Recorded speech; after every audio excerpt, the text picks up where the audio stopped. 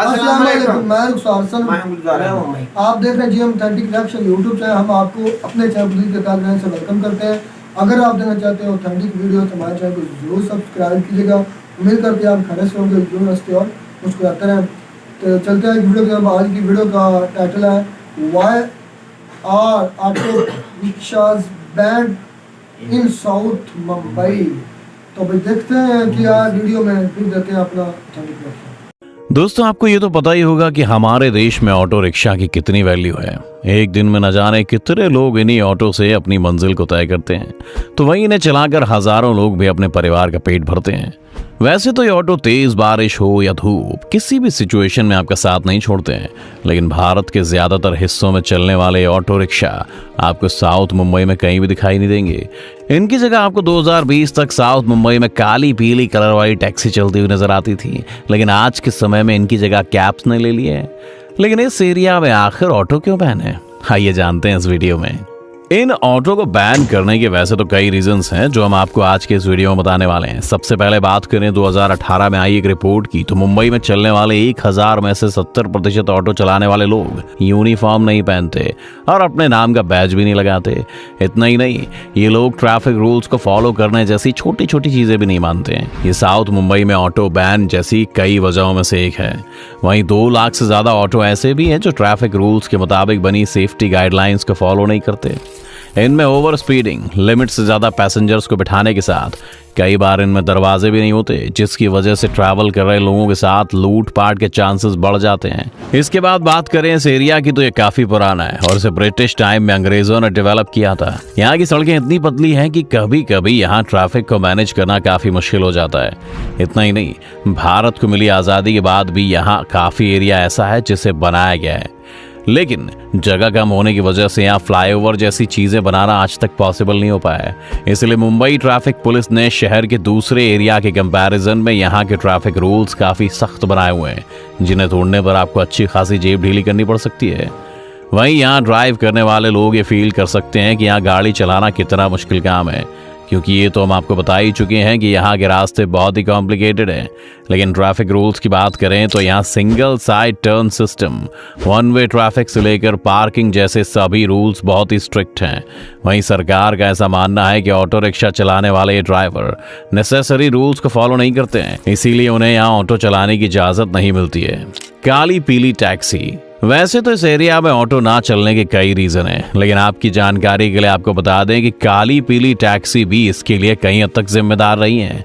साल 1964 में शुरू हुई इस टैक्सी को लंबे समय तक मुंबई की पहचान के तौर पर देखा जाता था और जनता का भी इसे खूब प्यार मिला, लेकिन आज ये बंद हो चुकी है और इसकी जगह आपको आज के समय में चलने वाली कैब साउथ मुंबई के किसी भी एरिया में बड़े आराम से चलती हुई नजर आ जाएंगी।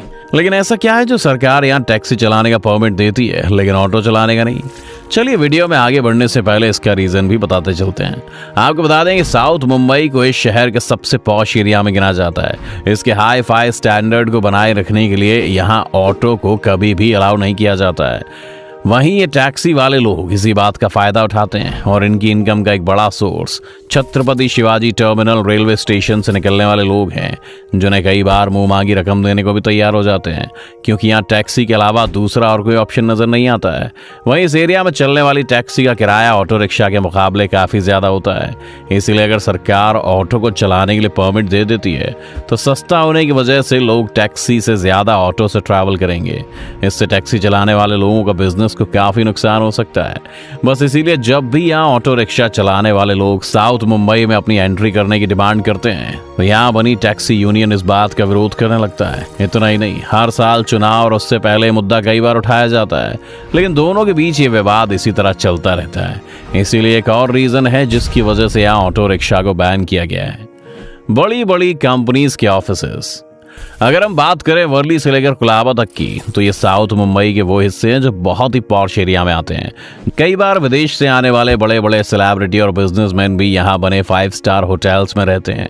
इसके साथ ही बीएमसी के कई गवर्नमेंट ऑफिसर्स के ऑफिसेज भी यही हैं। इन सभी चीजों को देखते हुए इस एरिया का सरकार ने एक हाई स्टैंडर्ड मेंटेन किया हुआ है। इतना ही नहीं, यहाँ कई बड़ी देसी और विदेशी कंपनियों के ऑफिस भी हैं। यहाँ मिलने वाली लग्जरी फैसिलिटी ही इस एरिया को इतना महंगा बनाती है। चलिए अब जानते हैं कि आखिरी रीजन जो शायद आपको चौंका सकता है, क्योंकि इस एरिया में रहने वाले ज्यादातर लोग यहाँ पर ऑटो रिक्शा चलने नहीं देना चाहते हैं, क्योंकि यहाँ चलने वाले ऑटो की वजह से उनकी गाड़ियों को पहले कई बार नुकसान हो चुका है। यहाँ रहने वाला क्राउड पॉलिटिकल नजरिए से देखें तो काफी इन्फ्लुएंस रखता है, इसीलिए सरकार कुल मिलाकर इनकी बात को इग्नोर नहीं कर सकती है। ये तो आपने जान लिया कि क्यों साउथ मुंबई में ऑटो को बैन किया गया है। अब जानते हैं काली पीली टैक्सी का इतिहास। पिछले 6 दशक से मुंबई की सड़कों पर शान से दौड़ने वाली काली पीली टैक्सी अब सिर्फ आपको फिल्मों में देखने को मिलेगी, जो एक समय में मुंबई की जान कही जाती थी। वहीं आपको बता दें कि साल 1964 में से मुंबई की सड़कों पर उतारा गया था। इस टैक्सी के मॉडल का नाम कई बार बदला गया। लॉन्च के शुरुआती 1 साल बाद इसका नाम सबसे पहले प्रीमियर प्रेसिडेंट रखा गया, जिसे बाद में बदल दिया गया। उस वक्त मुंबई में इस मॉडल के लॉन्च होने से पहले दिल्ली और कलकत्ता में इसका लोगों के बीच क्रेज जबरदस्त था। साल 1974 में इसका नाम बदलकर प्रीमियर पद्मिनी कर दिया गया, जिसे इसके बंद होने तक इसी नाम से पहचाना गया। इस टैक्सी की पॉपुलैरिटी 70 और 80 के दशक में इतनी ज्यादा बढ़ गई कि 90 के दशक आते आते ट्रांसपोर्ट डिपार्टमेंट में लगभग 63,200 रिकॉर्ड तोड़ टैक्सी रजिस्टर की गई। लेकिन साल 2000 में अलग अलग कारणों से इसका कंपनी ने प्रोडक्शन करना बंद कर दिया। लेकिन तब तक लोगों के दिलों में राज करने वाली इन टैक्सी की संख्या तकरीबन 3000 थी, जो एंड में इसके बंद होते होते सिर्फ 50 रह गई थी। बता दें कि साल 2020 में इन्हें पूरी तरह से मुंबई की सड़कों से हटा दिया गया है और अब ये केवल इतिहास के पन्नों में ही रह गई हैं। इन टैक्सियों के बारे में एक और ख़ास बात यह है कि इन्हें कई बॉलीवुड फिल्मों में दिखाया जा चुका है। तो दोस्तों, आपके हिसाब से इसका सलूशन क्या होना चाहिए? हमारे चैनल को सब्सक्राइब करने और कमेंट करने के बाद ज़रूर बताएं।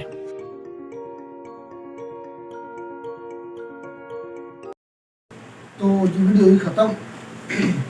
ये ऑटो रिक्शा हैं, उन पर वीडियो बनाई गई थी कि ये बम्बई में क्यों बैन किए गए।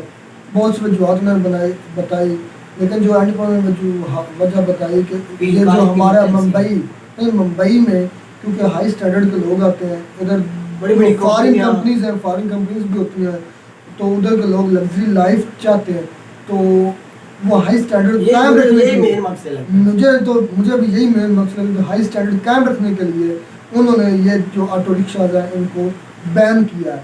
क्योंकि उनको पता है कि जब फॉरेन कंपनीज के बड़े से बड़े उद्योगकार इधर आते हैं तो सारी बात है, उनको ये तो शोर से थोड़ी सी उलझन होती है।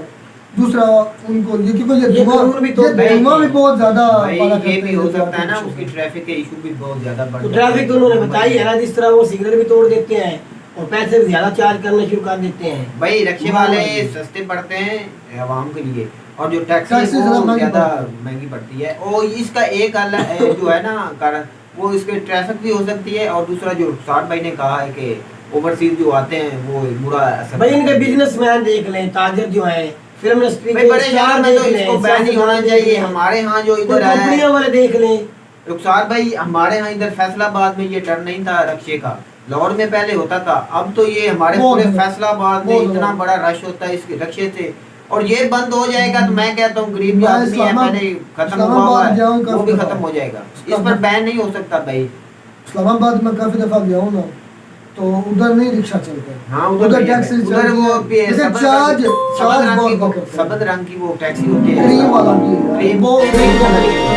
उधर चार्ज करते हैं, लेकिन उधर रिक्शा नहीं है। उधर भी यही वजह है कि पाकिस्तान का वो दारुल हुकूमत है, तो उधर भी फॉरेन कंपनी के दफातर भी हैं, सब कुछ ऐसे ही है। सेम इसी वजह से उधर भी ये बैन, ये रिक्शा है जो इस्लामाबाद में बैन है, हमारे यहाँ इधर पाकिस्तान वही यही है ना, पाकिस्तान में मोस्ट इंडिया बाकी सारे में चलता, मुंबई में भी नहीं चलता इसी वजह से। दूसरी साइड पे तो चलता होगा, वो बेचारे कहाँ जाएंगे, वो क्या खाए पिएंगे भाई, उनका रिक्शे चलते ही होंगे। चलो मुंबई से तो बंद किया गया है भाई सर, ये वजूहत बताइए, और कोई और रोजगार होगा उनका बन गया भाई। ये रिक्शा बंद हो जाएगा तो अक्सरियत जो आबादी है ना वो गुर्बत की लकीर में नीचे आ जाएगी। हमारे यहाँ इधर तो यही काफी बहुत ज्यादा रश है भाई रिक्शे। कोई ना कोई और भी पुलिस बनी होगी रुखसार दूसरा गुजार भाई, इनके रिक्शों के वाले भाई। इसकी सहूलत भी है, मैं ये बात करता हूँ, इसकी सहूलत भी है। जो हमारी ये सवारी है उसको पहले बस का इंतजार करना पड़ता था, बस नहीं आती थी, अब उसके किराए भी मुनासिब हैं और वो टाइम पर चली जाती है हमारी जो।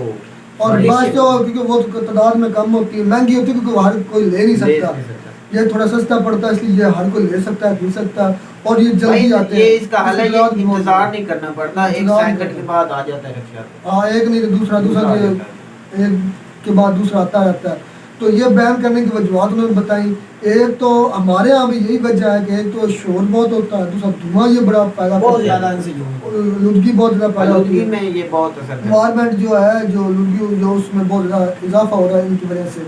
और इसका कोई ना कोई मुतबादल उन्होंने किया ही होगा ना। इंडिया के लोग जो उधर थे पहले चलते थे उनको बैन किया, तो हो सकता है उनको टैक्सेस में भाई जैसे कर दिया हो, हमारे या यहाँ और इधर इंडिया में। भट्ठे को फिल्टराइज बना रहे हैं ना, ऐसा जो अमेरिका में उन्होंने गाड़ियों को भी फिल्टराइज बनाया कि पोल्यूशन को देखते हुए उन्होंने सब गाड़ियों में वो फिल्टराइज फिल्टर बनाया। लगे हुए। ये ऐसा सिस्टम होना चाहिए रिक्शों में भी जो अफोर्ड कर सके, और हुकूमत को और चाहिए CNG रिक्शे कर रहे हैं।